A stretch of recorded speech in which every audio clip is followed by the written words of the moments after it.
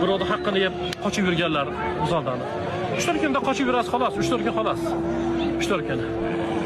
O'sha qatta bo'lsangiz ham Rossiyaga qochib ketganmisiz, qatta bo'lsangiz ham Alloh taoloda Azroil alayhissalom degan farishtasi bor, yetib boradi siz oldingizga. Joningizni shular sug'urib oladiki, 150 yil chirigan xudodan so'rgandan battar oladi. Lekin birov yana aytyapmiz, birovning haqqini yemagan, to'g'ri mehnat qilib yurgan, savdogarchilikni qanaqa holatda halol mehnat qilib yurganlar o'limdan qo'rqmanglar. O'lim bu baxt o'zi asli. Bo'ladi. Nimaga siz o'lim musulmon, buni bajaradigan farishtalar musulmon. Biz ham alhamdulillah musulmonmiz. Musulmonga zulm qilmaydi. Birovning haqqini yemaydi. Demayman birovning haqqini birodar. Mani taniyotgan bo'lsangiz, bitta Kapitali bozorda bittangiz bor, Taxta ko'prikda bittangiz bor, ana bitta Saddada ko'kalar bor, kombinatda bolalar.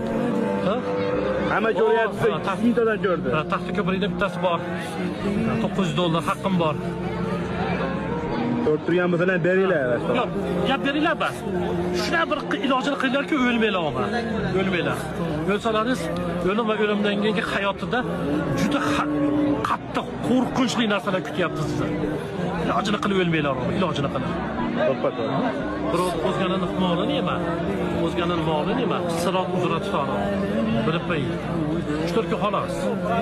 Mutahamligingiz, kessayligingiz, o'zingizcha aqlliligingiz 3-4 kun xolos.